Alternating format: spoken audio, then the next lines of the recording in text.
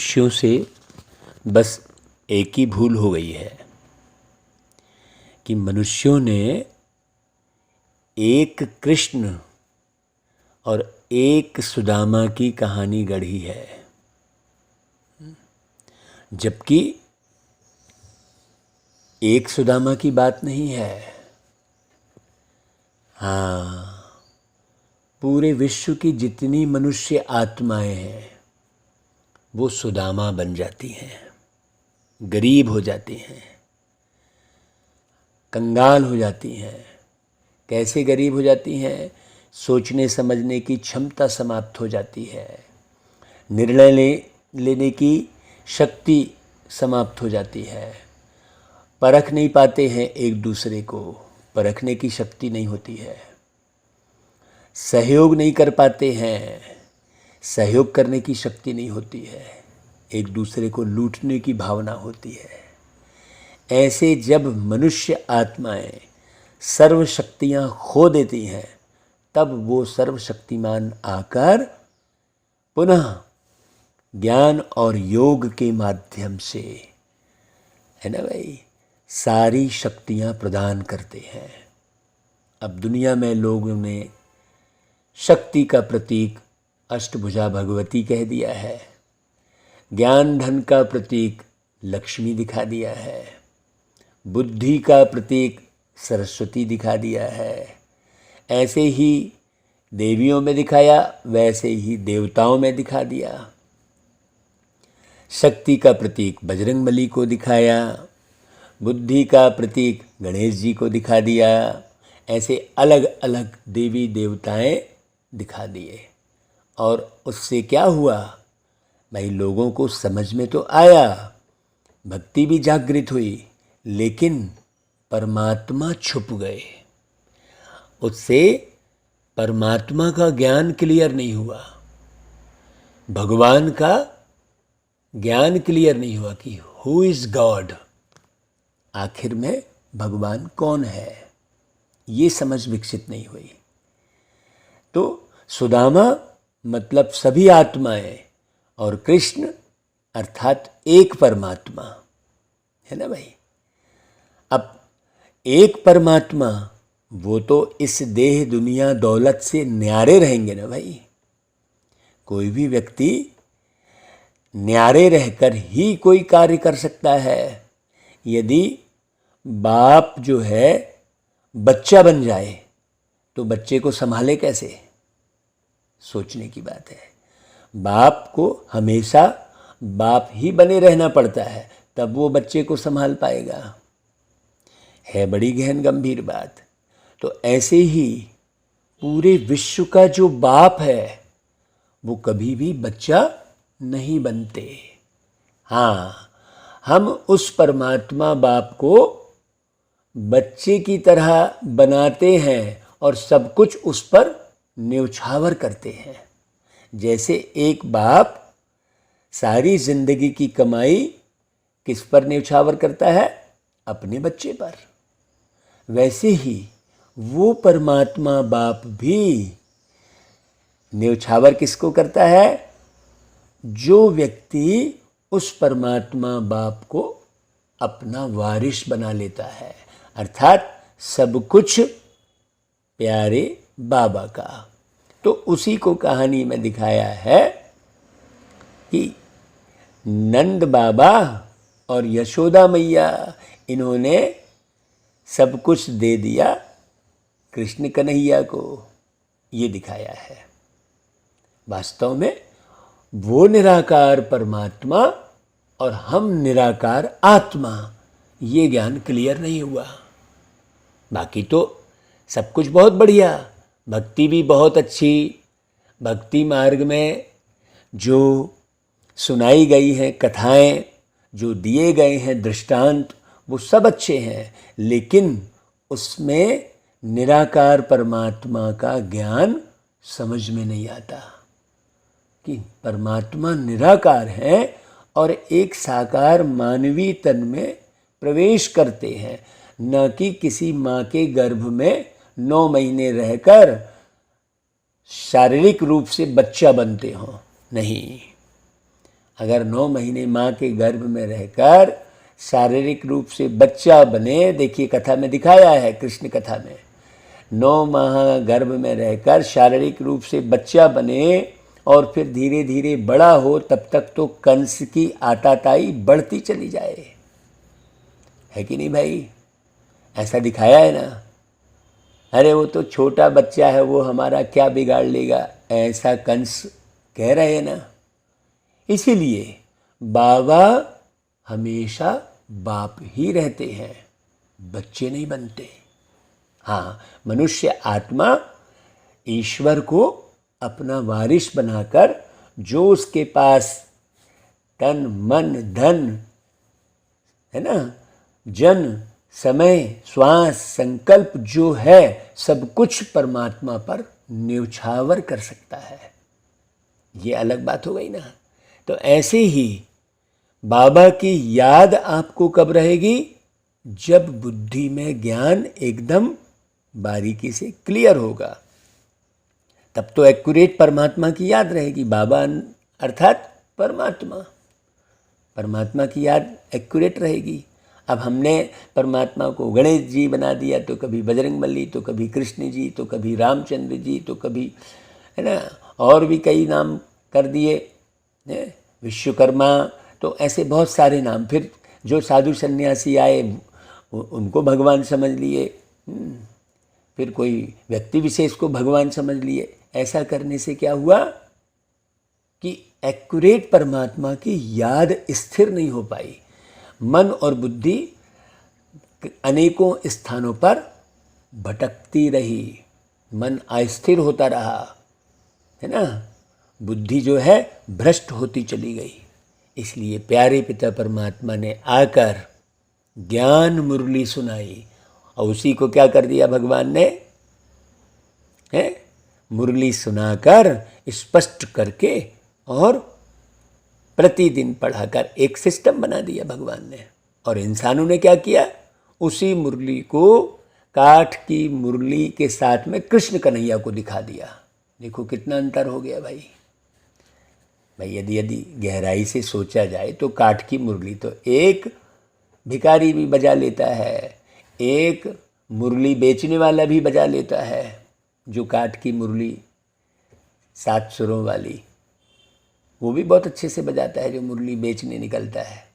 नहीं, वो ज्ञान मुरली है, वो आत्मा के ज्ञान की मुरली है, परमात्मा के ज्ञान की मुरली है। ये सृष्टि चक्र कैसे फिरता है उस ज्ञान की मुरली है।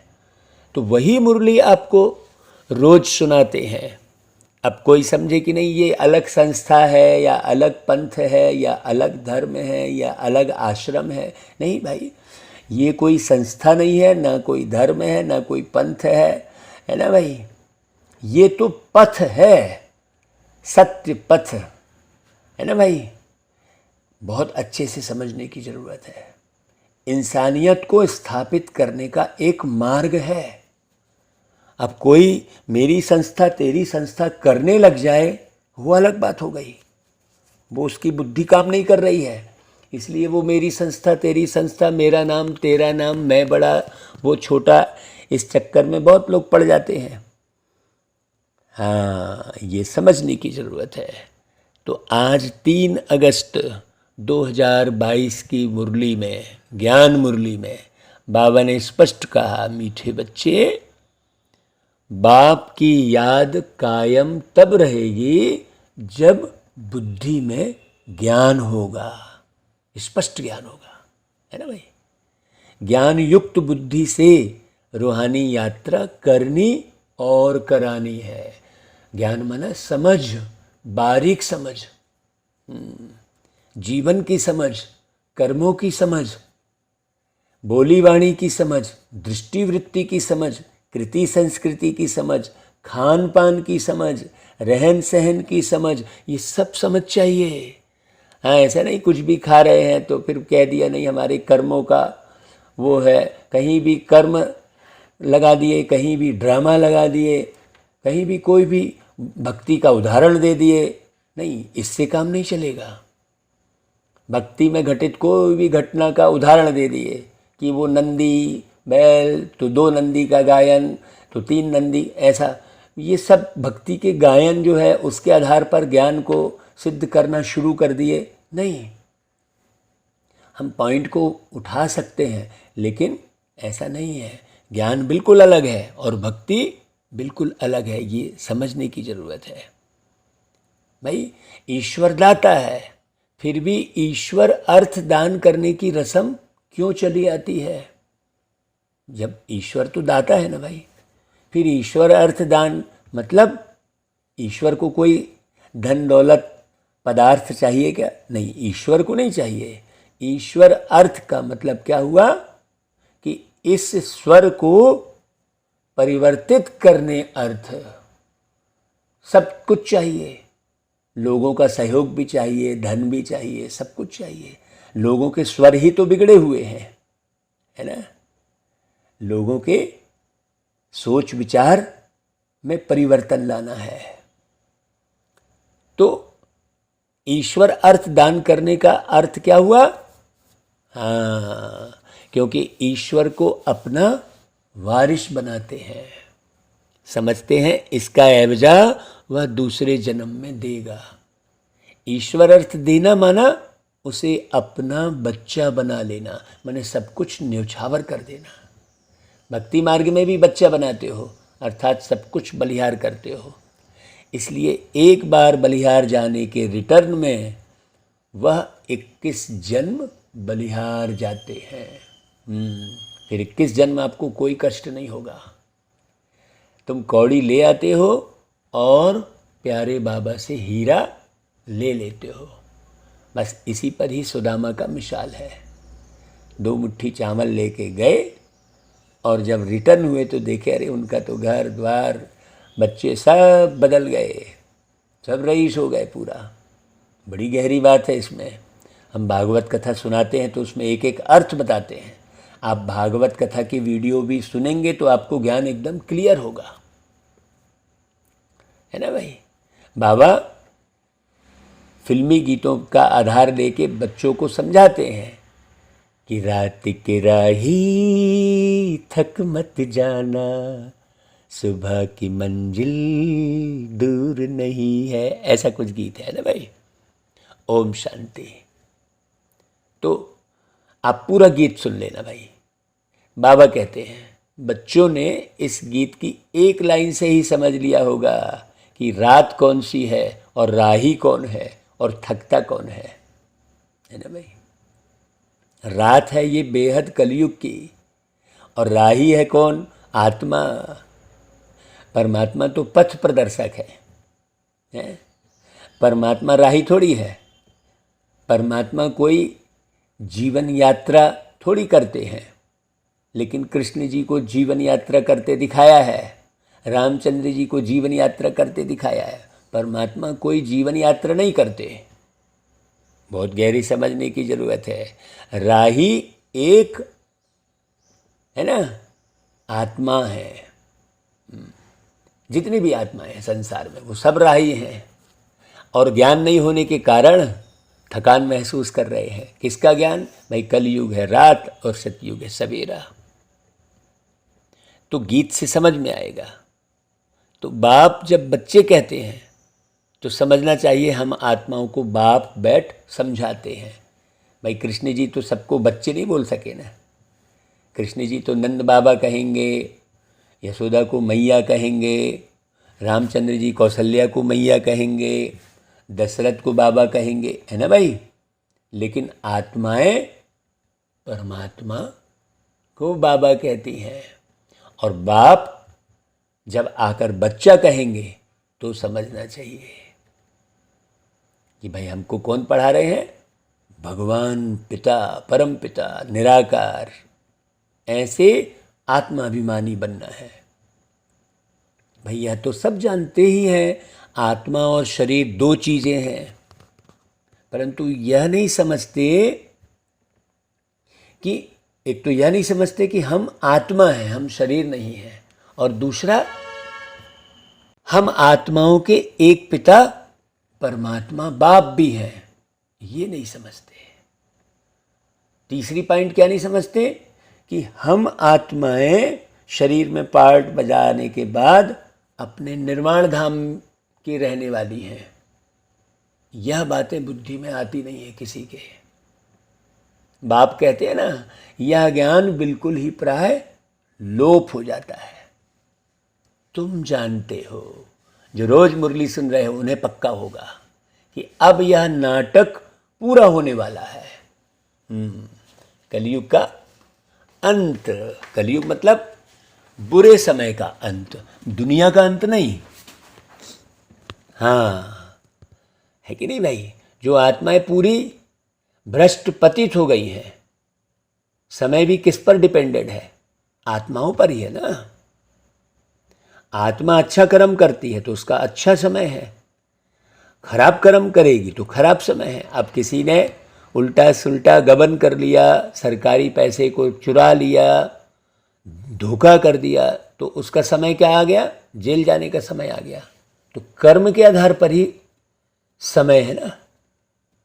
तो बाबा कहते हैं कि अब जो है घर जाना है।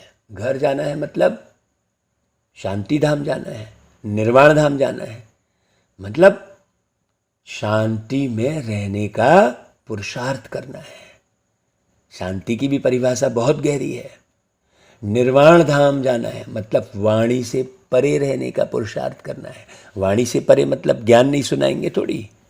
वाणी से परे मतलब है दुख, अशांति, चिंता, अत्याचार की भावना, लूटने की भावना, मैं मेरेपन की भावना, ये है वाणी। इन वाणियों से परे जाना है निर्वाण धाम। तो बाबा कहते हैं अपवित्र पतित आत्माएं वापस घर जा नहीं सकती। हाँ, जो पतित कर्म करते रहेगा, जो बार बार विषय वासना में जाकर अपवित्र होता रहेगा, वो शांति कैसे पाएगा? वापस घर जा नहीं सकती का मतलब शांति कैसे मिलेगी उसे? एक भी जा नहीं सकता। यह ड्रामा है। जब सभी आत्माएं यहाँ चली आती हैं, फिर वापस जाने का पार्ट शुरू होता है। यह तो अभी तुम जानते हो कि बाप हमें रूहानी यात्रा सिखला रहे हैं। कहते हैं हे आत्माएं, अब बाप को याद करने की यात्रा करनी है। जन्म जन्मांतर तुम जिस्मानी यात्रा करते आए हो, अभी तुम्हारी है यह रूहानी यात्रा। जाकर वापस जो है परम धाम जाएंगे, फिर मृत्यु लोक में वापस आना नहीं है, माने जहाँ अकाले मौत के शिकार हो जाते हैं, है ना भाई? अर्थात गलत कर्म करने वाले, असावधानी से जीवन जीने वाले, हवस के शिकारी लोग अकाले मौत के शिकार होते हैं। सीधी सी बात है।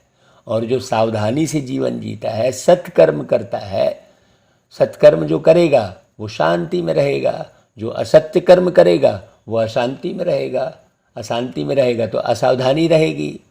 इतनी सिंपल सी तो बात है। तो वो कभी भी उस जो है मौत का शिकार हो जाता है। तो वापस फिर मृत्यु लोक में नहीं आना है का अर्थ कितना गहरा है। मनुष्य जिस्मानी यात्रा पर जाते हैं तो फिर लौट आते हैं, तो वह है जिस्मानी देह अभिमानी यात्रा, और यह है रूहानी यात्रा। बहुत अंतर हो गया ना भाई। तो शिवाय बेहद के प्यारे शिव बाबा के यह यात्रा कोई सिखला ही नहीं सकते। तो तुम बच्चों को श्री मत पर चलना है, यही श्रेष्ठ मत है। सारा मदार है याद की यात्रा पर। जो बच्चे जितना याद करते हैं, याद कायम उनकी रहेगी जिनको कुछ ना कुछ ज्ञान है ना भाई? जैसे हम उदाहरण देते हैं कि भाई आपको अपने घर का ज्ञान है, तो आप बिना देखे भी उस घर का चित्र बना लोगे, क्योंकि ज्ञान है आपको। मुझे आपके घर का ज्ञान नहीं है तो मैं वो चित्र नहीं बना पाऊंगा। वैसे ही इस पूरी सृष्टि चक्र का जिसे ज्ञान होगा, जिसे परम धाम का ज्ञान होगा, जिसे सतयुग त्रेता द्वापर कलयुग का एक्यूरेट ज्ञान होगा, वही प्यारे बाबा की याद में रह सकता है ना भाई। 84 जन्मों के चक्र का भी ज्ञान है ना, कि भाई अभी हमारे 84 जन्म पूरे हुए हैं, ये समझ विकसित करना अच्छे से। बाबा यह 84 जन्मों के चक्र की यात्रा सिखला रहे हैं, समझा रहे हैं। इनको कहा जाता है आवागमन की यात्रा। तो आवागमन तो सभी का होता रहता है। हर कोई आता है, आके चला जाता है, कोई न ठहरा यहाँ, ना ठहर पाता है। एक गीत है ना भाई। लेकिन हर कोई आता है, लेकिन कहाँ से आता है ये नहीं मालूम। आके चला जाता है, लेकिन आके जाता कहाँ है ये भी नहीं मालूम। वो गीत है ना, आना जाना लगा रहेगा, दुख जाएगा, सुख आएगा, मेरे दिल मेरे प्यार, ऐसा करके गीत है ना भाई। सुख आएगा दुख जाएगा, मतलब अभी सुख नहीं है ना, ये गीत ये सिद्ध कर रहा है ना भाई। तो आना और जाना, जन्म लिया और छोड़ा। जन्म किसका लिया भाई? शरीर के साथ जन्म लिया। किसने लिया? आत्मा ने जन्म लिया। और छोड़ा क्या? शरीर को छोड़ा। किसने छोड़ा? आत्मा ने शरीर को छोड़ा। इसको आवागमन कहा जाता है। अभी तुम इस दुख धाम के आवागमन के चक्र से छूटते जा रहे हो।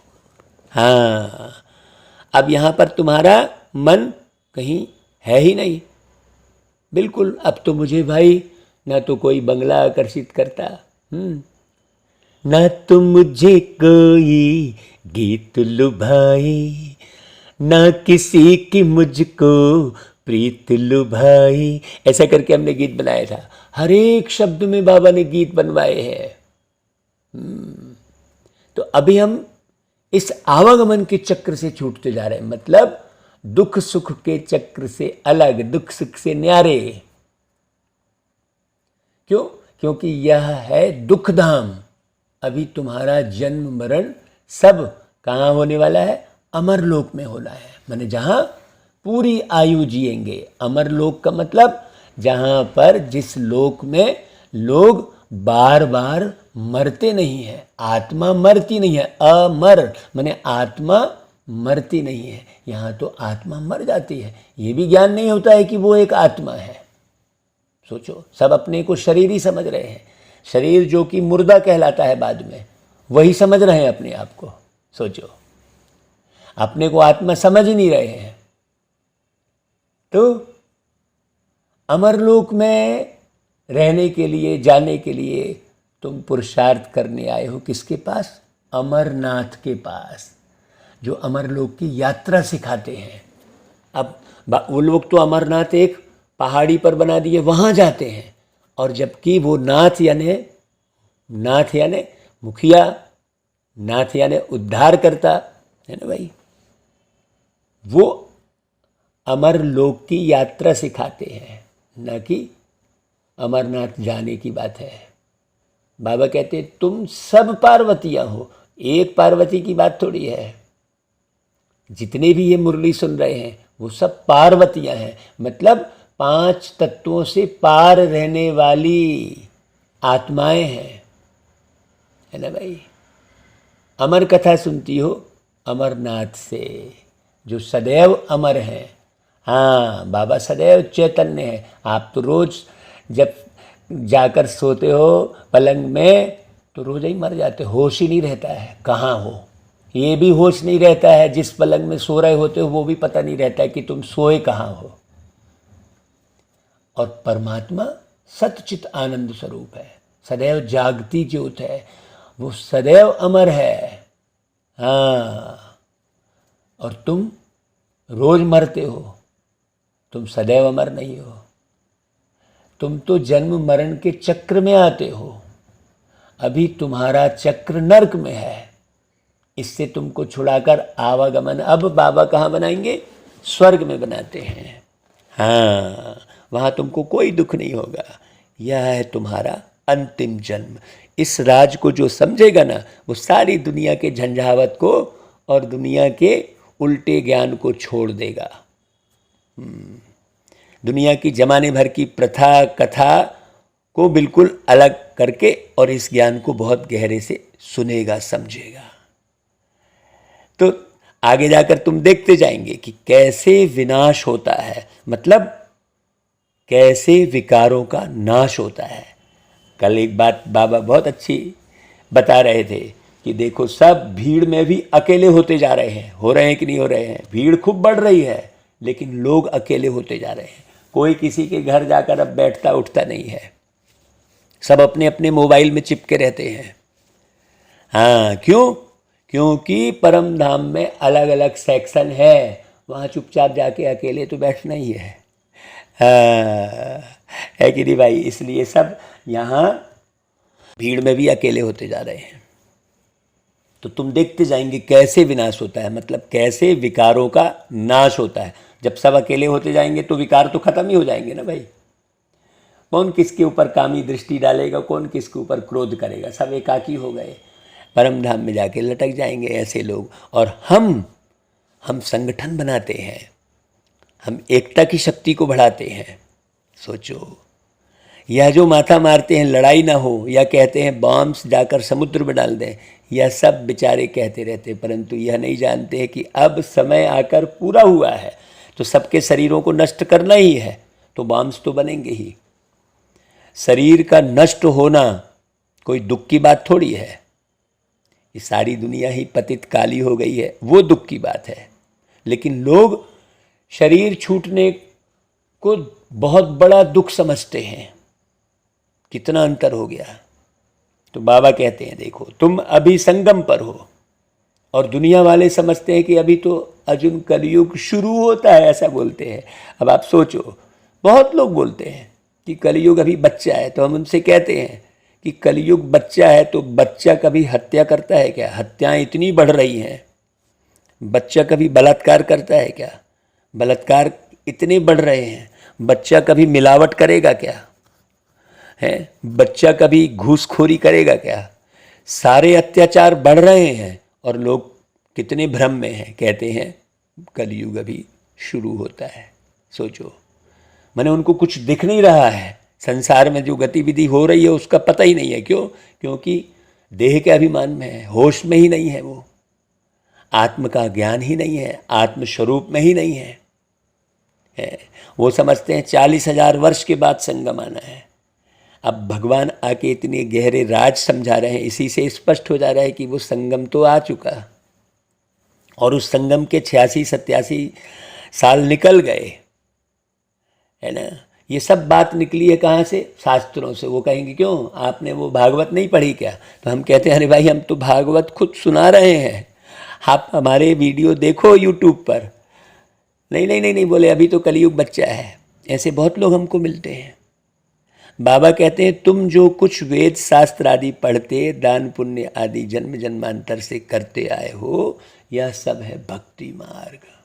हाँ भाई, किसी को भी दान दे दिए, अब मान लो किसी को नेत्र दान दे दिए और वो आपके उन नेत्रों से गलत कर्म कर रहा है, तो क्या किसका, कौन उस पाप का भागीदार होगा? सोचो सोचो, आपने किसी को धन दिया और उसने गलत कर्म किया, तो उसका भागीदार कौन होगा?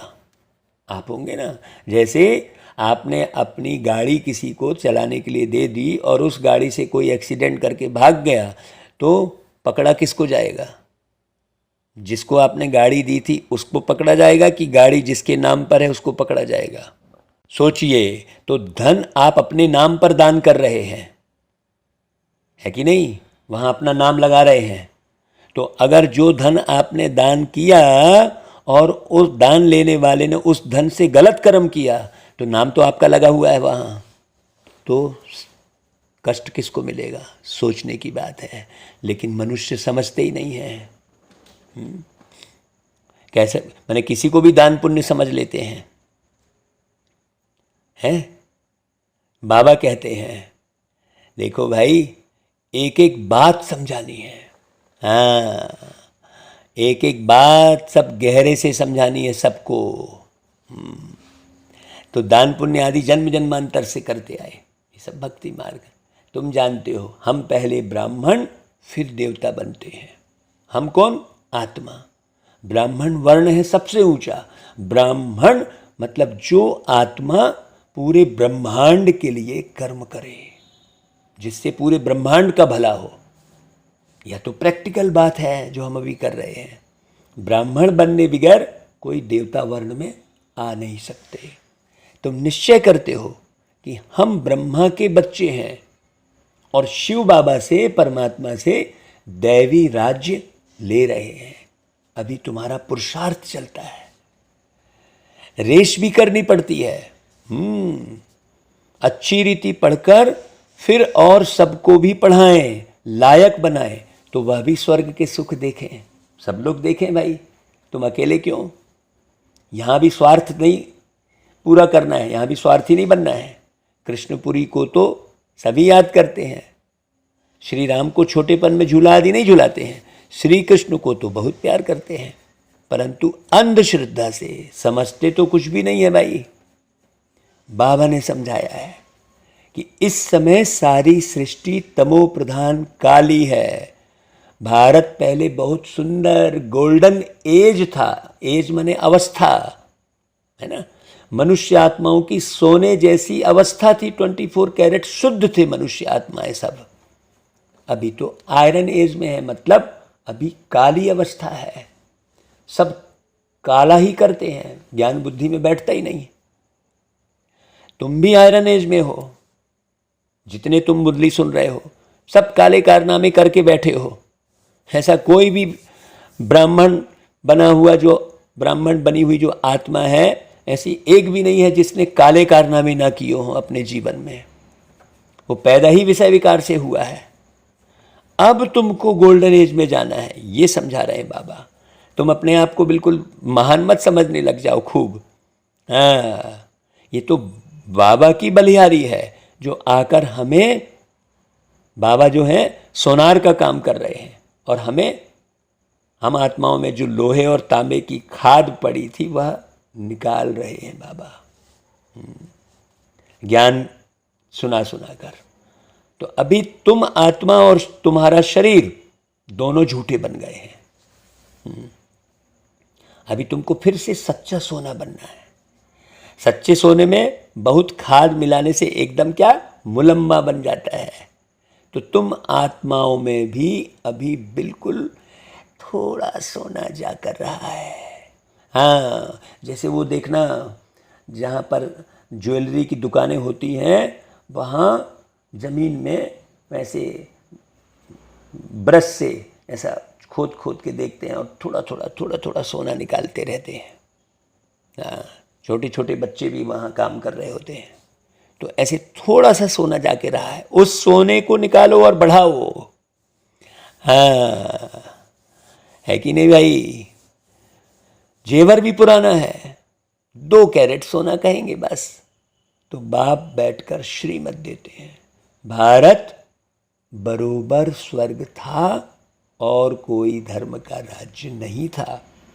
फिर इस स्वर्ग में जाने का अभी पुरुषार्थ करना है, परंतु क्या होता है, माया करने नहीं देती, विषय विकार बार बार खींचता है। पुरुष का नारी देह के प्रति आकर्षण बार बार होता है। माया तुम्हारा बहुत सामना करती है, युद्ध के मैदान में तुमको बहुत हराती है। चलते चलते कोई तूफान में आ जाते हैं, विकार में जाकर एकदम काला मुंह कर देते हैं। खूब अच्छा ज्ञान सुनते रहेंगे, सुनाते रहेंगे, हम तो ये करेंगे वो करेंगे, ऐसा खूब बोलेंगे। हाँ, हमारे पास बहुत सारे लोग आते हैं, कहते हैं हम इतनी बड़ी आपको ज़मीन दे देंगे, ऐसा हम आपके लिए आश्रम बना देंगे, आप वहाँ खूब अच्छे से बाबा का ज्ञान सुनाना। और फिर जाएंगे कुछ नहीं, कहेंगे हम बड़ी बड़ी ज़मीन देंगे और देंगे फिर एक छोटा सा कमरा भी नहीं। ऐसे बहुत है, बातें बड़ी बड़ी, करना कुछ नहीं। बाप कहते हैं अभी मैं तुम्हारा गोरा मुंह करता हूँ। भाई शरीर वाला मुंह की बात नहीं है, संस्कार, हाँ, शारीरिक आकार की कोई बात नहीं है यहाँ पर। तुम विकार में जाकर फिर काला मुंह मत करो, बाबा स्पष्ट इशारे दे रहे हैं। योग से अपनी अवस्था को शुद्ध बनाओ, शुद्ध होते होते सारी खाद निकल जाएगी। इसलिए योग भट्टी में रहना है। अब योग भट्टी का अर्थ कितना गहरा है। जैसे बाबा ने उदाहरण दिया है कि सोनार लोग इन बातों को अच्छी रीति समझेंगे। क्यों? क्योंकि वो सोने को डालते हैं आग में, सोने की खाद निकलती है आग में डालने से, फिर सोने की सच्ची ढली बन जाती है। बाप कहते हैं जितना तुम मुझे याद करते रहेंगे उतना शुद्ध बनते जाएंगे, क्योंकि सारा ज्ञान तो बाबा के पास ही है। तो बाबा को याद करने से सारा ज्ञान क्लियर हो जाता है। तो बाबा श्रीमत देंगे और क्या करेंगे भाई। कहते हैं बाबा कृपा करो। अब बाबा कृपा क्या करेंगे भाई। बाबा तो कहते हैं याद में रहो तो खाद निकल जाएगी। तो याद में रहना है, कोई कृपा आशीर्वाद नहीं मांगना है भाई, है? इसमें तो हर एक को अपनी मेहनत करनी है। कोई किसी को नहीं कुछ बोल सकता। अब तुम अंदर अंदर किसकी याद कर रहे हो, कोई क्यों कर रहे हो भाई। जमाने भर की याद करने से कोई फायदा ही नहीं है। चाचा मामा काका को, नाती पोती बेटे बंधु को याद करने से क्या फ़ायदा है। उनकी संभाल कर लो, उनका ख्याल रखो भाई, कौन किस तकलीफ में है कौन क्या। लेकिन याद तो एक बाबा को करना चाहिए ना भाई। मूल बात तो याद की है। तो इस याद की यात्रा में थक मत जाना भाई। बाबा यही कहते हैं रूहानी बच्चे, घड़ी घड़ी बाप को भूलो मत। जितना याद में रहते हो उतना समय जैसे तुम भट्टी में हो। अभी देखो आप सारा समय क्या कर रहे हो। याद नहीं करते हो तो भट्टी में नहीं हो।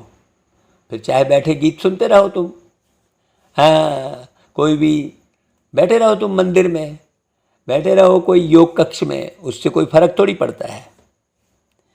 हाँ ये तो अंदर के परिवर्तन की बात है।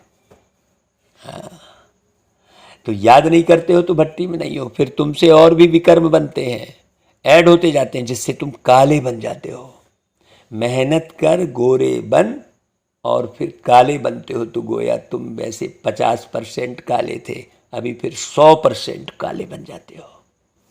दुनिया से भी गए बीते हो जाते हो, है नहीं भाई। भाई बाबा कह रहे हैं काम विकार ने ही तुमको काला किया है। वह है काम चिता और यह है ज्ञान चिता। मुख्य बात है काम विकार की। घर में झगड़ा ही इस पर होता है। कुमारियों को भी समझाया जाता है कि अभी तुम पवित्र हो तो अच्छी हो ना भाई, काहे को अपवित्र बनने जा रहे हो। कुमारी को सब पांव पड़ते हैं क्योंकि पवित्र है। तो बाबा कह रहे हैं तुम सब ब्रह्मा कुमारियां हो ना, तो तुम ब्रह्मा कुमारियां ही भारत को स्वर्ग बनाती हो। इस बात को कोई समझता ही नहीं है गहरे से, है ना भाई। तो तुम्हारा यादगार फिर भक्ति मार्ग में चला आता है। जो देवियां दिखाते हैं तो कुमारियों को बहुत मान देते हैं तो ब्रह्मा कुमार भी, परंतु माताओं की मेजॉरिटी है। बाप खुद आकर कहते हैं वंदे मातरम।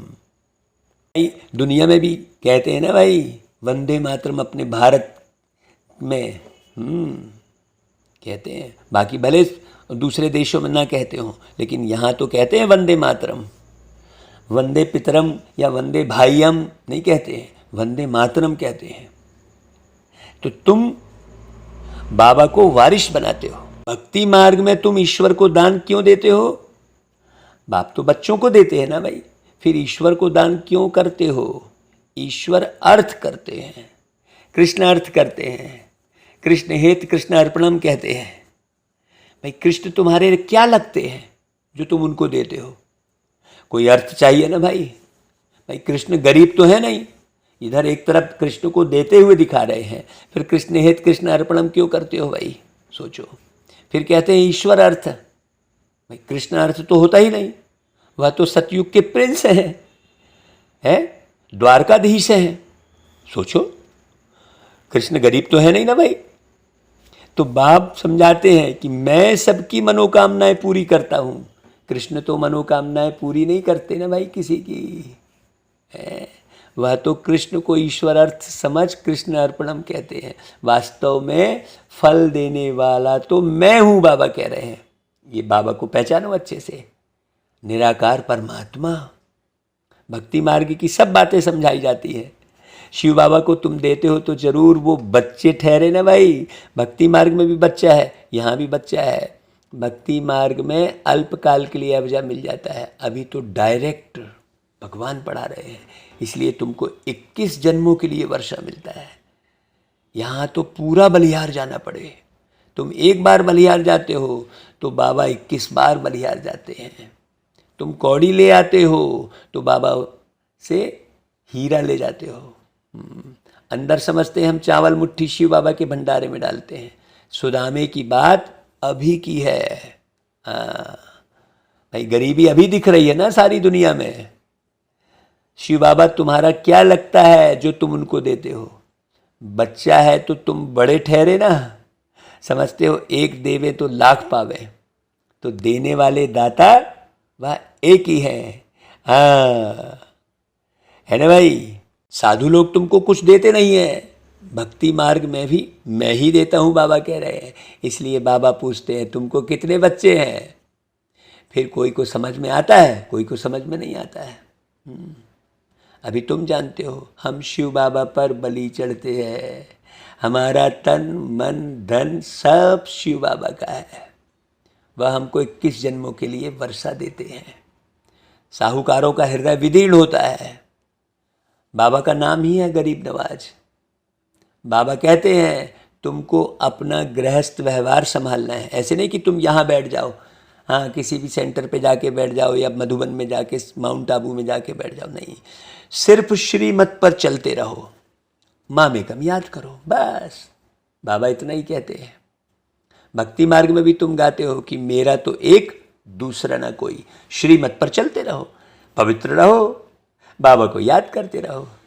जब पवित्र रहोगे तभी बाबा की याद आएगी, और पवित्र नहीं रहोगे तो कदापि बाबा का ज्ञान समझ में ही नहीं आएगा। क्योंकि भाई काले के ऊपर कैसे आप कुछ कर पाओगे? अंधेरे में क्या कर पाओगे भाई? तो तुम बच्चों को कितनी बातें समझाई जाती है। सब तो एक जैसे समझ वाले हो नहीं सकते ले भाई, इसलिए माथा भी नहीं मारना चाहिए। पिछाड़ी में निकलेंगे, फिर तुम्हारे में बल भी होगा, सुनने से ही झट आकर पकड़ लेंगे। ये निश्चय हो कि परमात्मा बाप हमको 21 जन्मों के लिए स्वर्ग का मालिक बनाते हैं। यदि ये निश्चय हो जाए तो एक सेकंड भी ना छोड़े, हाँ यही कार्य करता रहे। हमारे तो भैया सारा दिन यही गूंजता रहता है कि बाबा की कैसे सेवा करें, कैसे जाकर बाबा के ज्ञान को स्पष्ट समझा लें। तो कभी फिल्म का बहाना, तो कभी वो कृष्णा सीरियल आ रहा है, तो उसको दिखाकर ज्ञान स्पष्ट करें ऐसा लगता है। तो कभी महाभारत दिखाकर ज्ञान स्पष्ट करें, वीडियो दिखाकर, तो कोई फिल्म बनाकर ज्ञान स्पष्ट करें, ऐसा लगता है बहुत। क्या ना कर लें, है ना भाई। एक सेकंड भी बाबा की याद के बिना नहीं बीत रहा है। हम आत्मा भाई कितने भाग्यशाली, सोचो। यह तो बाबा ब्रह्मा बाबा अपना भी अनुभव बताते हैं ना भाई। शिव बाबा कहते देखो ये तो जौहरी था, देखो बैठे बैठे क्या हो गया। बस देखा बाबा द्वारा बादशाही मिलती है, फिर विनाश भी देखा, फिर राजाई भी देखी, तो बोला बस भाई छोड़ो अब इस गुलामी को। साक्षात्कार हुआ परंतु ज्ञान नहीं था। बस यही हुआ कि मुझे तो बादशाही मिलती है, लेकिन कैसे मिलेगी ये तो फिर धीरे धीरे बाबा रोज आते गए, समझाते गए, और ब्रह्मा बाबा से भी पुरुषार्थ कराते गए, और साथ साथ हम बच्चों से भी कराते गए। तो देखते हैं बाप स्वर्ग की बादशाही देने आए हैं, तो फट से पकड़ना चाहिए ना भाई, कहना चाहिए ना भाई बाबा यह सब आपका है, आपके काम में लग गया। बाबा ने भी सब कुछ इन माताओं के हाथ में दे दिया, माताओं की कमेटी बनाई, उन्हों को दे दिया। बाबा ही सब कुछ कराते थे, समझा बाबा से 21 जन्मों के लिए बादशाही मिलती है, तो अब तुम भी लो ना भाई। बाबा ने झट गुलामी छोड़ दी, जब से छोड़ा है तब से बड़ा खुशी में चलते आए हैं। हमने भी सारा कुछ छोड़ दिया भाई, प्यारे ब्रह्मा बाबा के समान सब कुछ छोड़ दिया। नहीं तो बुद्धि में क्या क्या बातें आ रही थी पहले, अभी तो केवल बुद्धि में बाबा और बाबा का ज्ञान, इसके सिवाय तीसरा कुछ है ही नहीं। हाँ, यह तो अनेक बार हमने देवी देवता धर्म स्थापन किया है। बाबा ने ब्रह्मा कुमार कुमारियों द्वारा अनेक बार स्थापन किया होगा ना भाई। जब ऐसी बात है तो फिर देरी क्यों लगाना चाहिए। बाबा से तो हम 21 जन्मों का वर्षा जरूर लेंगे। बाबा घर बार तो नहीं छुड़ाते हैं ना भाई, घर गृहस्थ में रह के लोगों को बुलाओ। हमने तो घर में ही बहुत बड़ी प्रदर्शनी लगाई, और ऑफिस में बैठ के जो भी ग्राहक आता उसको घर ले लेके आ जाते, पीछे ही घर, सामने ऑफिस, भैया घर के ही पास खोल लिया। ज़्यादा भाग दौड़ करने की आवश्यकता नहीं है, दुनियाचारी करने की। ढेर धन कमाने की भी ज़रूरत नहीं है। क्या करेंगे करोड़ों कमा के? हाँ, संभाल ही नहीं पाएंगे। इसलिए बाबा कहते हैं कि घर बार अच्छी रीति संभालो। हाँ, सिर्फ बाबा को याद करना है बस। ऐसे घर छोड़ना नहीं है, किसी से चिढ़ना नहीं है। घर में कैसे भी लोग हैं उनको आप अपने प्यार के बल से, आत्मीय स्नेह के बल से आप उन्हें परिवर्तित करो। भाई नशा रहना चाहिए ना कि हम बाबा के बने हैं।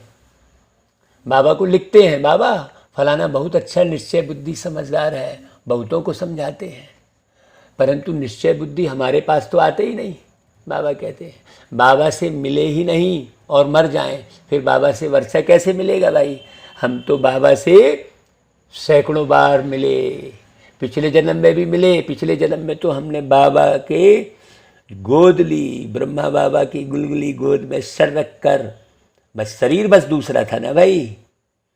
हाँ, लेटे बाबा ने हमें सहलाया, मुझ आत्मा को। मम्मा की हमने गोद ली। ये कोई माने या ना माने, मैं आत्मा तो जान रहा हूँ ना भाई, है कोई माने या ना माने, उससे हमारा क्या फर्क पड़ना है। कौन सा हमको यहाँ धन कमाना है इस बात को लेकर। बस बाबा की याद बढ़ती जाती है। तो यहाँ तो आपने बाप की गोद ली है भाई, तो बाबा की गोद लेनी होती है ना। साकार में भी तो मिलना होता है ना। निश्चय हुआ और शरीर छोड़ दिया, मेहनत कुछ नहीं की। आयरन एज से गोल्डन एज न बने तो कॉमन प्रजा में जन्म ले लेंगे ना भाई। हाँ, ऐसा नहीं हमने तो बाबा को जान लिया है, नहीं भाई। अगर बच्चा बन अच्छी रीति पक्का होकर फिर शरीर छोड़े तो वारिस बन जाए। तो इस जन्म में भी हम माउंट आबू की धरनी में जाकर न जाने कितनी बार बाबा से मिले। बिल्कुल, बाबा के हाथों से टोली खाई। तो केवल उतना ही नहीं है, पुरुषार्थ भी करना पड़े।